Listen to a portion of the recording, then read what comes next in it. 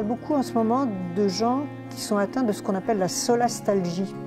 La solastalgie, c'est un mot qu'on a inventé pour dire cette tristesse profonde que ressentent les gens par rapport à ce qui est en train de disparaître à cause du changement climatique, à cause de l'écroulement de la biodiversité.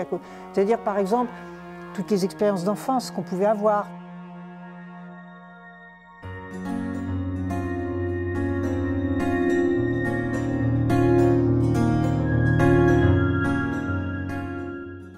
Déjà, merci d'être ici avec nous et merci d'être à Venise. Bonjour Christina. Bonjour Isabelle. Et alors, Venise, c'est la deuxième fois, si je ne me trompe pas, que tu viens. L'année passée, c'était la première fois. Oui, absolument. Je suis venue juste après la fin du confinement et c'était incroyable. Il n'y avait personne dans Venise et tout le monde m'a dit quelle chance tu as. Exactement. Et cette fois-ci, il y a un peu plus de monde. Tu as vu quand même du monde. Et quelle est ton impression de Venise et de la lagune? Pas nécessairement en ce moment de Covid, mais en général, ton émotion sur la ville et sur la lagune. La première impression, bon, évidemment, mais tout le monde ressent ça, c'est quand même une beauté très particulière, une beauté qui est liée aussi au travail des hommes, à l'histoire. Moi, comme marin, je suis très sensible à ça aussi, l'histoire des marins, les bateaux. Et quand on arrive dans cette ville, c'est vrai que c'est très beau.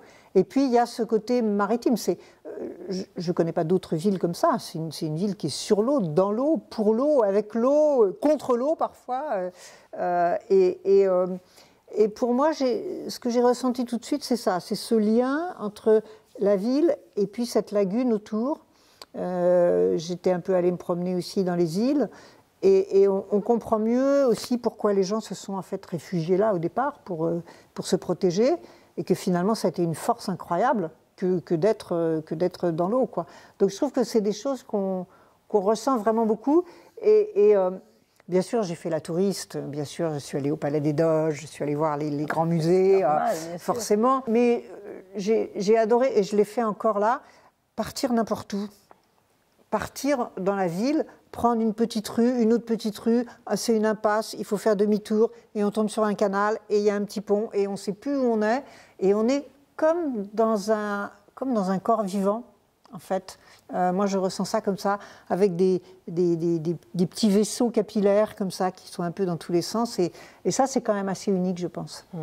C'est unique, et puis c'est vrai que pour moi, par exemple, quand je parle avec quelqu'un qui vient de l'extérieur comme toi, je me rends compte à chaque fois un petit peu à nouveau de tout ça. Par exemple, le fait que tout se passe par bateau. Les transports, tout est par bateau. Effectivement, quand on est marin, c'est spécial, hein, on apprécie ça. Et puis, effectivement, la lagune, ça a été protection. C'est une ville qui n'avait pas de murs au Moyen-Âge, mais aussi nourriture, mais aussi transport, etc. Donc, effectivement, la lagune est très importante. Et effectivement, souvent, moi, je pense que les touristes, souvent, ne se rendent même pas compte de la lagune. Alors que toi, effectivement, on ne fait que parler de ça. C'est formidable. Et hier on a rencontré deux personnes ensemble. Est-ce que tu as apprécié? Est-ce que tu as trouvé ça intéressant Oui, parce que donc moi, je ne suis pas venue là que pour me promener, même si je me promène aussi. Je suis venue là pour m'immerger dans une atmosphère, puisque mon prochain roman va se situer ici à Venise, à l'époque contemporaine. Et donc, c'est vraiment important pour moi, d'une part, de m'imprégner de l'atmosphère, mais aussi de mieux comprendre.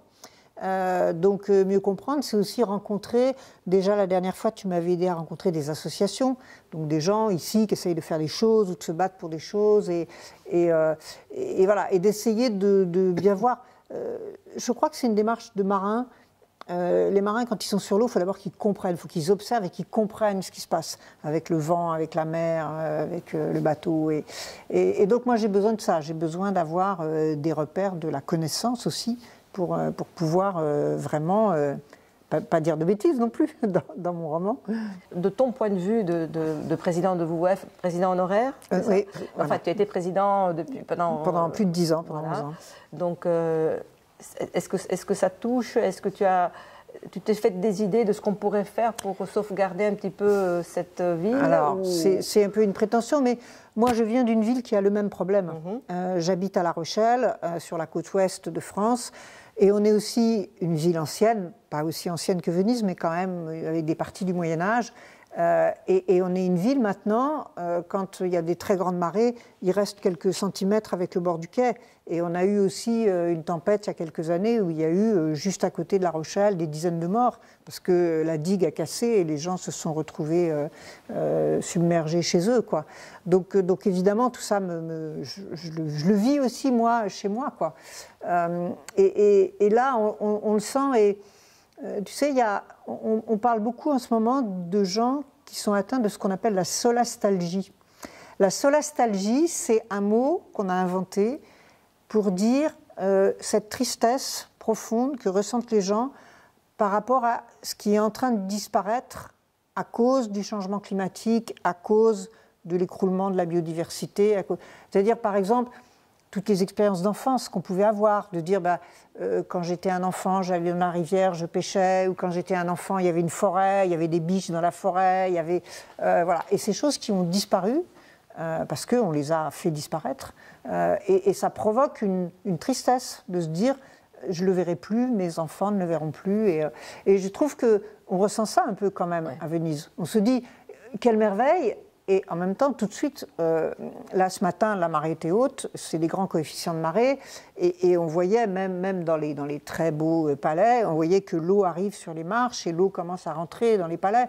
Alors voilà, on se dit, mais moi je sais, je suis une scientifique, que le niveau de la mer, malheureusement, ne va faire que monter, et que pour la fin du siècle, c'est au moins 1 mètre, peut-être plus.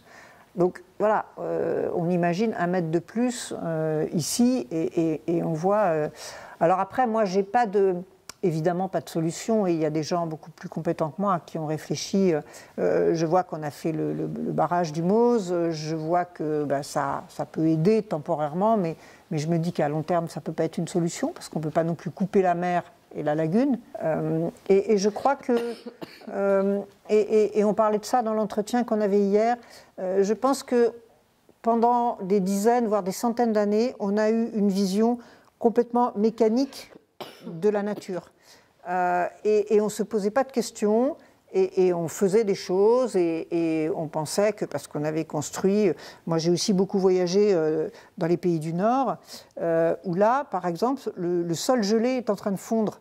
Et on avait construit des maisons, on avait construit des pipelines pour le fuel, on avait construit... Et tout ça est en train de s'écrouler parce que le sol est en train de bouger. Donc toute cette vision très mécanique qu'on a eue, on a oublié que la nature est vivante et que nous appartenons à cette nature vivante. Et je trouve que par rapport à une ville comme Venise et par rapport à la lagune, je pense qu'il faut essayer de recomprendre cette vie, comment ça circule, comment ça bouge, comment ça évolue, et essayer d'avoir des solutions avec la nature, avec l'évolution de la nature, plutôt que de dire on va se barricader. Chez moi à La Rochelle, c'est pareil. Les gens disent on va monter des murs. Mais non, on ne va pas monter des murs contre la mer, ça n'a pas de sens. Peut-être à des endroits, on va faire des petits barrages. Mais après, il va falloir laisser l'eau revenir, il va falloir laisser l'eau envahir certaines terres, il va falloir reculer peut-être, nous les hommes, parce qu'il faut être dans ce mouvement avec la nature. C'est ce qu'on disait hier. Et aussi, la lagune de Venise existe encore, parce que dans le temps, les Vénitiens, ils ont quand même enlevé des rivières qui se jetaient dans la lagune, et ils les ont déviées à l'extérieur de la lagune. Mais c'était des travaux qui étaient faits, je dis toujours, à la pelle, à la main.